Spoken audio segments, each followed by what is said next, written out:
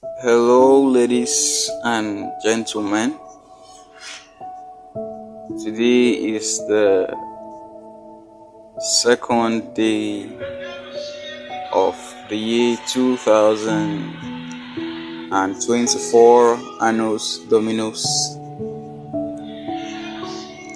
and I would like to wish every single one of you a happy new year. I have the best wishes for you. I wish you do well, exceedingly well in this new year. Alright. Today we will be talking about a very important topic.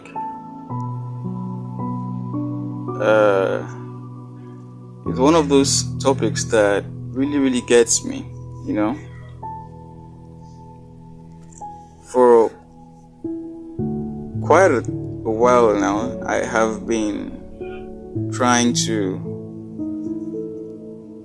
meditate and learn about the most fundamental truths concerning our life, our existence in the world, and our relationships with other human beings in our respective societies. And apparently, I realized that the best way to understand the human nature is not reading books or any of that. The best way I have found to understand human nature is to observe the humans whom you want to learn that nature. Observing humans. If you want to learn about the natural environment around you, you spend time observing the natural environment. If you want to understand more about the cosmos, the stars, the moon, and all the cosmic bodies, what you do is you spend time observing them. And perhaps after that, or alongside that, you can get books and other relevant literature to help you understand whatever it is that you are having the inclinations to understand. So when I had the motivation to get a clearer understanding about the human being and our relationship and the relationship that exists between us and those things that we believe.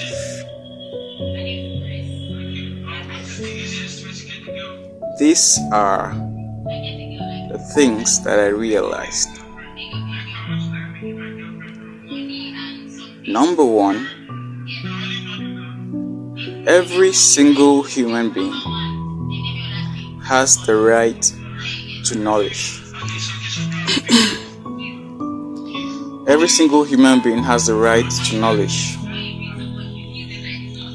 Knowledge is a universal thing, right? There is no absolute amount of knowledge anywhere in the world. It is an infinitesimal commodity. There is always more and more and more to learn and more to know.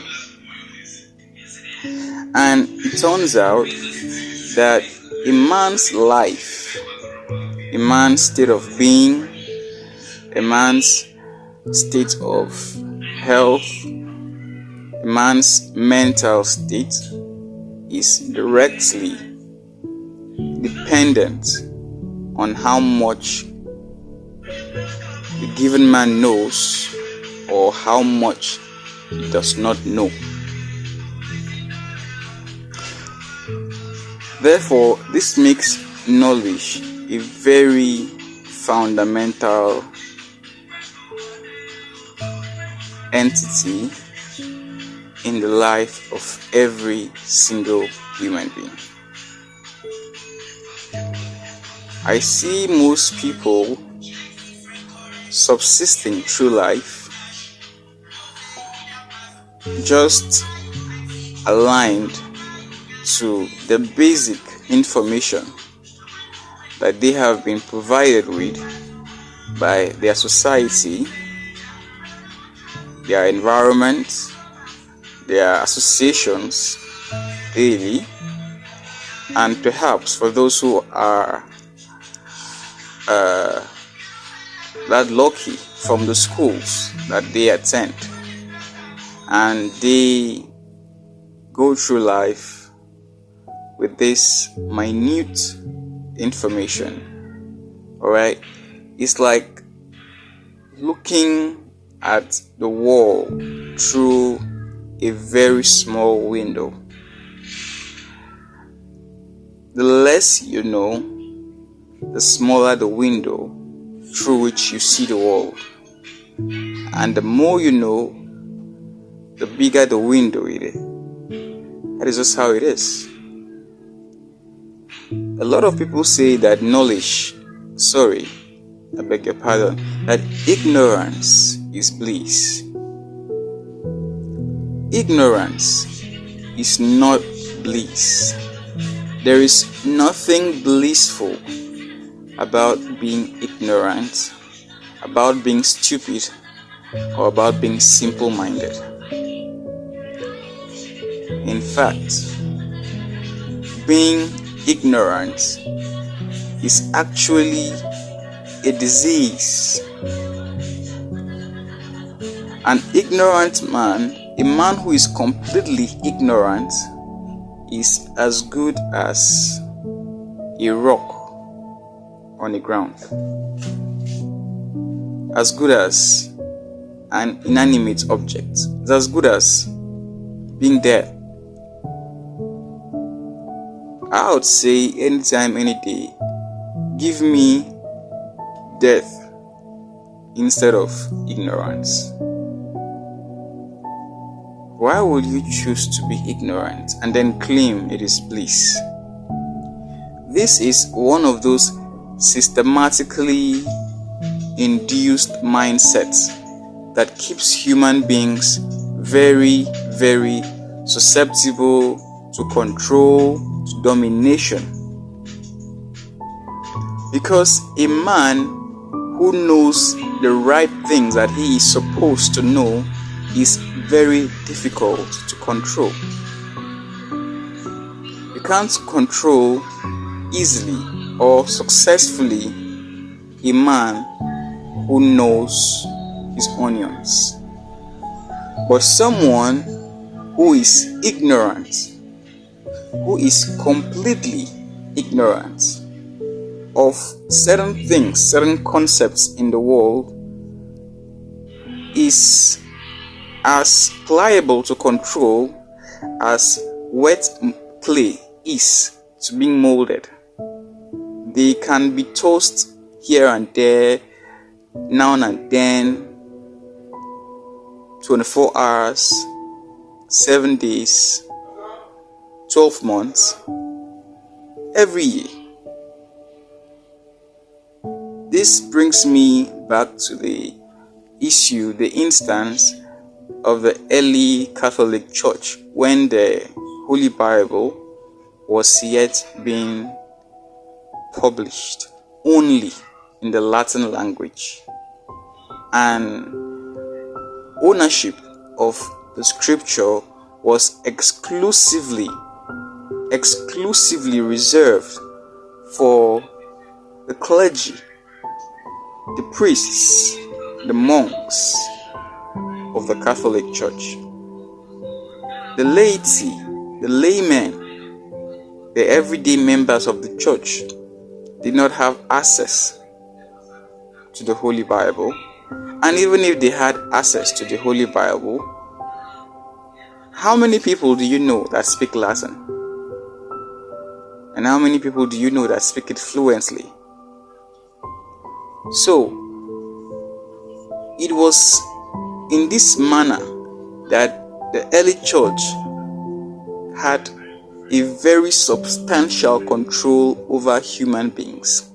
Then,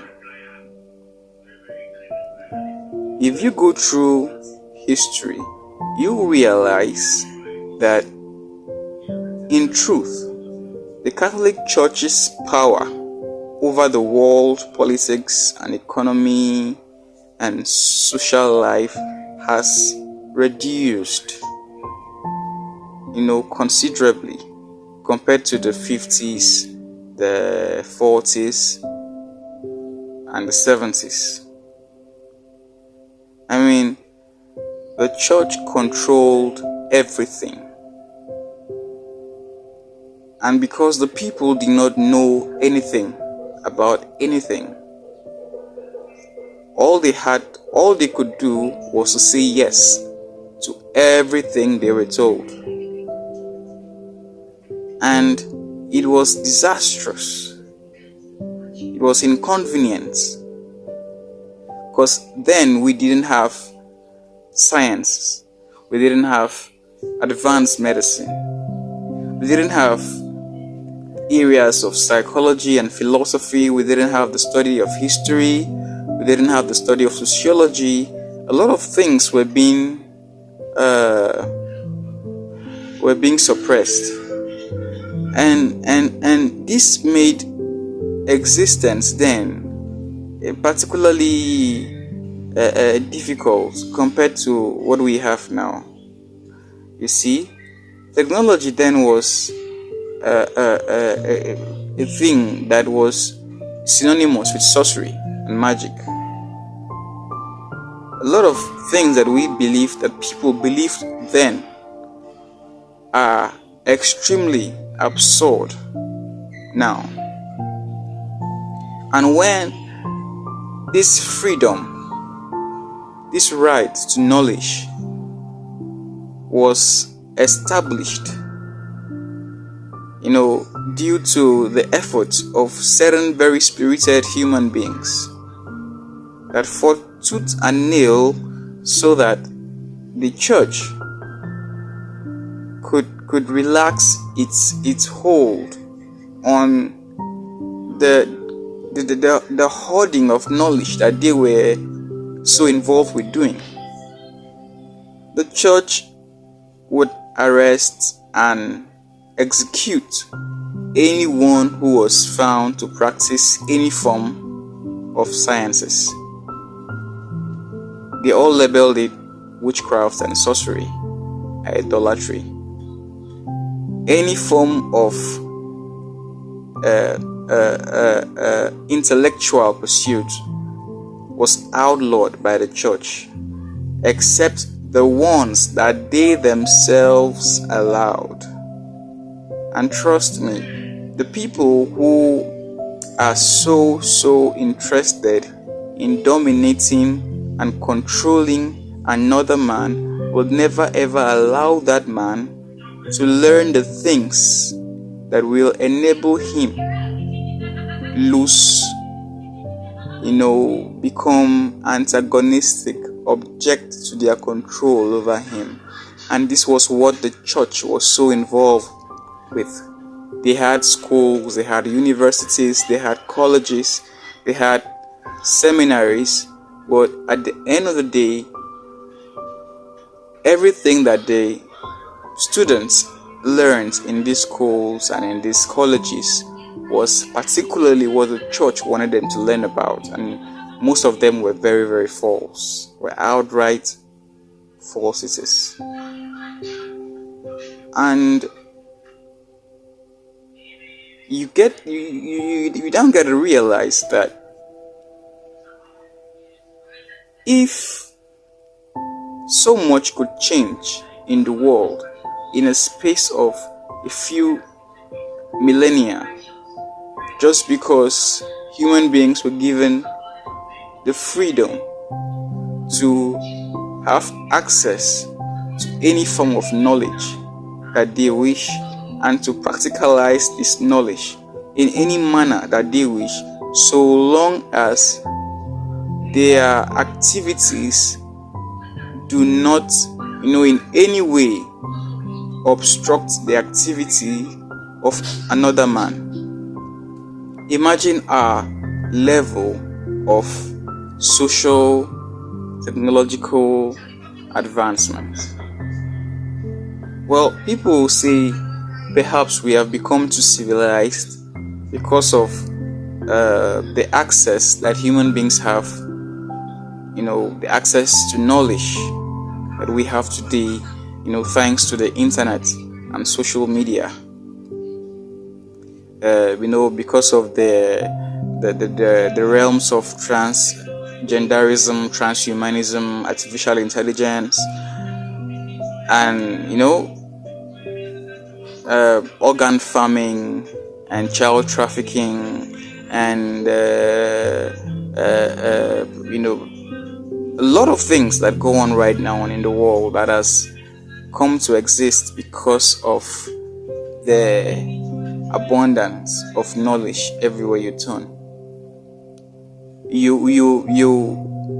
You'll say that you'd blame the freedom that was given to human beings, and you'd now argue for the fact that perhaps the humanity would have been a lot more safer, a lot more life would have been a lot more easier if perhaps we did not have access to most of the information and knowledge that we have access to now.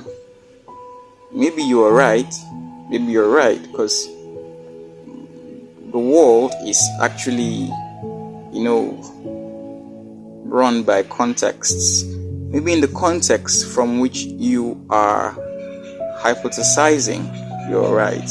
But in general, in the general scope of things, that is a very wrong mindset. The world has not become worse. Rather, it has become better. Yes, it has. The life expectancy of human beings has increased. Appreciatively, medicine has had a lot of breakthroughs. And yes, modern life and civilization has added a lot more problems, but we are still progressing, right? But I remember that in my African descent, where I come from, sickle cell was seen as some form of punishment by the spirit. But today we know that sickle cell is a result of genetic pathology, genetic problems.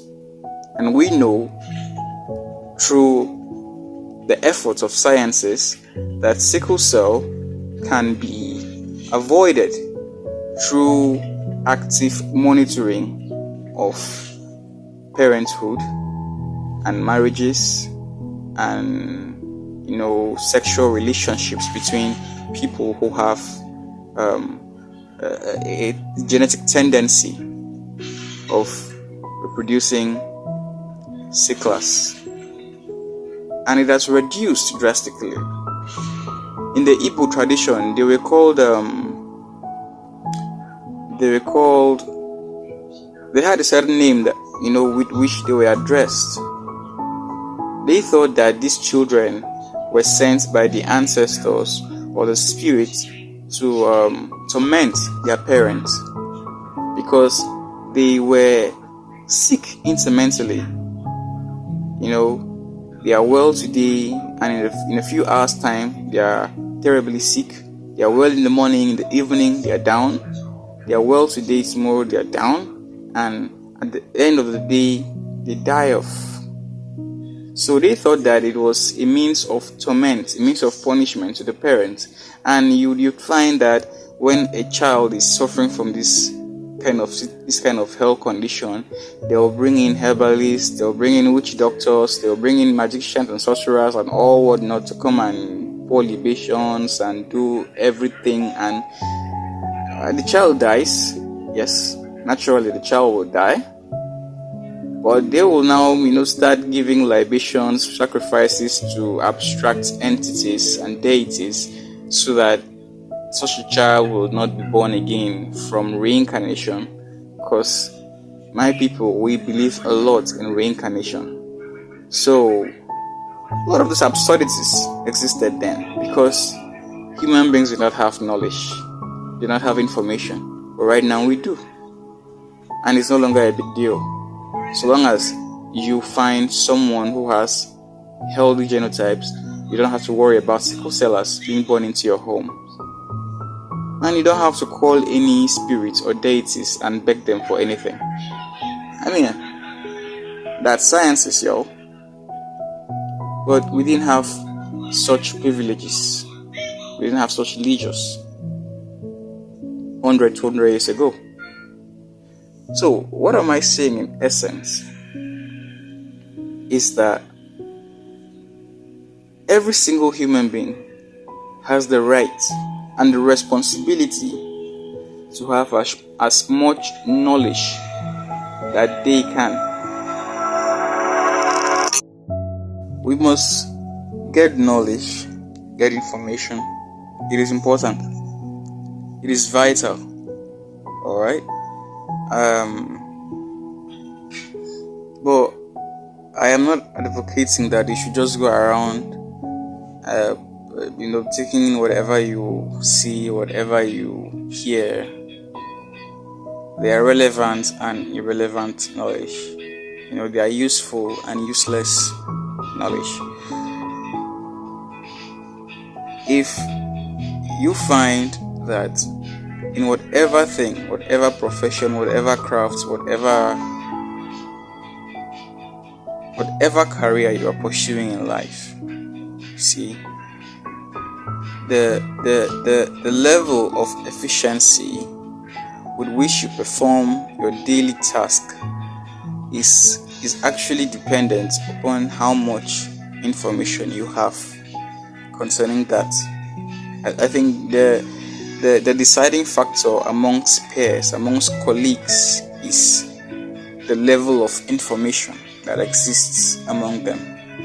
The most highly informed is always the best performing, right? The best performing. And I'm not just talking about being knowledgeable book-wise. There are other kinds of informations that are not actually from books and things like that. All these informations, they all compound together to make up your intellectual state. So, you are a groundnut seller, a retailer of maybe fried groundnuts in the street. How much do you know about this groundnut? See? How is it cultivated? What is the best time to buy this groundnut? Do you know how best to store this groundnut? Do you know at which time of the day people are most, likely to feel like eating groundnut? Do you know the kind of areas that are best for selling this groundnut? Did you know this the supply, the dynamics, how this groundnut moves from the one who harvested them, who cultivated them, until they got into your rubber or your basin or whatever. See, there are a lot of dynamics that exist even for a simple groundnut seller. What am I saying? that if this groundnut seller that retails fried groundnuts at, let's say, 50 or 100 naira, decides to spend some time to get more knowledge about certain things that are concerned with this business of his or hers, then at the end of the day, do you think the productivity of this groundnut seller will be the same? No, there will be a very, very outstanding difference between how much he or she was making before and after. And this goes for every single kind of business, career, or profession. Even in the area of relationships and marriages, child raising, whatever, the more knowledge you can have, the more knowledge you can get, the better your life becomes. Ignorance is not bliss. Ignorance is a disease. And the only cure for ignorance is knowledge, just as the only cure for darkness is light. So, yep, that's it for today. Perhaps we will continue with our next episode tomorrow. Like, subscribe. See you later.